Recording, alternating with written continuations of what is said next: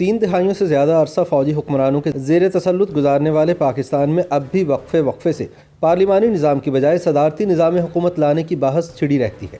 فوج کی چھتری تلے 3.5 برس اقتدار میں گزارنے والی عمران خان حکومت کی ہر محاذ پر مکمل ناکامی کے بعد آج کل سوشل میڈیا پر دوبارہ سے ملک میں صدارتی نظام لانے کی بحث چل رہی ہے۔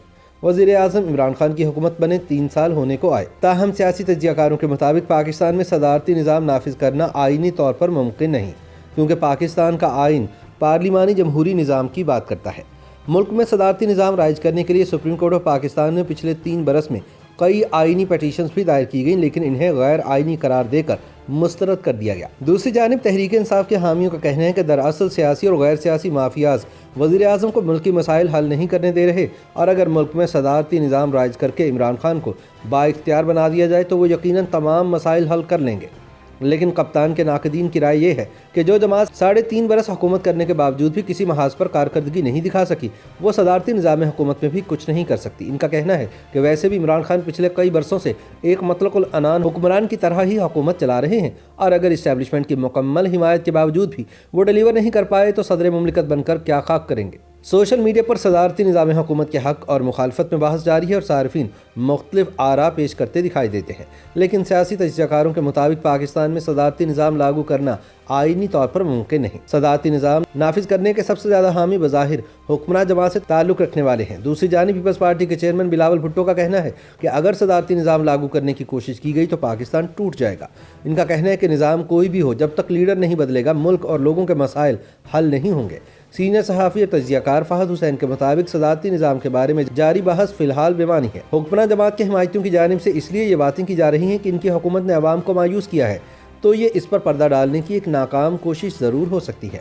فہد حسین کہتے ہیں کہ صدارتی نظام نافذ کرنا کسی فرد واحد یا ادارے یا عدالت کے بس کی بات نہیں، اس کے لیے پارلیمنٹ سے 2/3 اکثریت کی حمایت لینا لازمی ہے، اور میں نہیں سمجھتا کہ اس وقت اپوزیشن یا حکومتی اتحاد کی اکثریت صدارتی نظام لاگو کرنے کی حمایتی ہے۔ انہوں نے کہا کہ بعض افراد کی رائے ضرور ہو سکتی ہے، لیکن زمینی حقائق کو مد نظر رکھتے ہوئے اس معاملے میں سنجیدگی کا کوئی پہلو دکھائی نہیں دے رہا۔ لیکن فرض کریں کہ صدارتی نظام لاگو کرنے کی کوشش ہوتی بھی ہے تو لیڈر تو وہی ہیں جن میں سے کسی ایک کو صدر بننا ہے، تو جو اس پارلیمانی نظام میں کارکردگی نہیں دکھا سکے وہ صدر بن کر کیا انقلاب لے آئیں گے۔ دوسری جانب اسٹیبلشمنٹ کے بھونپو لیفٹیننٹ جنرل ریٹائرڈ امجد شعیب نے بھی صدارتی نظام کی بحث کو بلا جواز قرار دیا ہے۔ ان کے مطابق جب تک عدلیہ اور انتظامی ادارے اور پارلیمنٹ میں موجود لوگ، ووٹرز اور لیڈرز وہی ہوں گے تو بہتری ممکن نہیں۔ انہوں نے کہا کہ گھوم پھر کر وہی 40 یا 50 لوگ قومی دھارے میں سیاسی منظرنامے پر چھائے نظر آئیں گے۔ علاقائی سیاست میں جو طاقتور ہوتا ہے وہی رکن اسمبلی بنتا ہے۔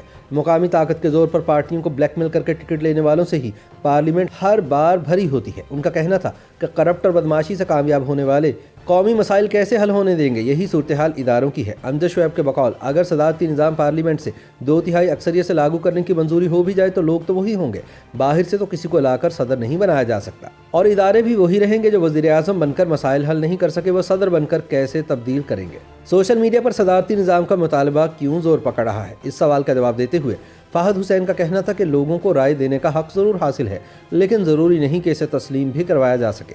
جہاں تک صدارتی نظام کے مطالبے کی بات ہے تو پی ٹی آئی کے حامیوں کی خواہش ہے کہ شاید ان کے لیڈر کو زیادہ اختیار ملنے سے مسائل حل ہو جائیں گے۔ انہوں نے کہا کہ موجودہ نظام میں بہتری کی گنجائش ضرور موجود ہے، لیکن اس کا مطلب یہ ہرگز نہیں کہ نظام مکمل ناکام ہو چکا ہے۔ سیاسی رائے یا بیان بازی اپنی جگہ، لیکن اگر قابلیت ہو تو موجودہ نظام کو بہتر کر کے بہت سے مسائل حل ہو سکتے ہیں۔ فہد حسین کے مطابق ایسی باتیں اس لیے کی جا رہی ہیں کہ اپنے پارٹی لیڈر کی خامیوں پر پردہ ڈالا جائے، تاکہ یہ رائے قائم ہو کہ لیڈر ٹھیک ہے، باقی سب بہتری میں رکاوٹ بنے ہوئے ہیں اور انہیں ڈیلیور کرنے نہیں دیا جا رہا۔ جنرل ریٹائرڈ امجد شعیب کی رائے میں پہلے بھی بااختیار صدور رہے ہیں، لیکن نظام تو ایسے ہی رہا۔ فرض کریں کہ عمران خان کو صدر بھی بنا دیا جائے تو کیا ضمانت ہے کہ وہ بہتری لانے میں کامیاب ہوں گے، اور کیا وہ ہمیشہ اقتدار میں رہیں گے؟ ان کے مطابق بہتری لانا کسی فرد واحد کے بس میں نہیں ہوتا۔ سب سے پہلے اداروں کو ٹھیک کرنے کی ضرورت ہے، پھر پارٹیوں میں موروثی کی بجائے جمہوری روایات لازمی ہے۔ اہلیت کا پیمانہ مقبولیت نہیں بلکہ کارکردگی کی بنیاد پر ہونا چاہیے۔ انہوں نے کہا کہ ملک میں ایک مکمل جمہوری پارلیمانی نظام موجود ہے، سب سے پہلے تو اس میں بہتری ناگزیر ہے۔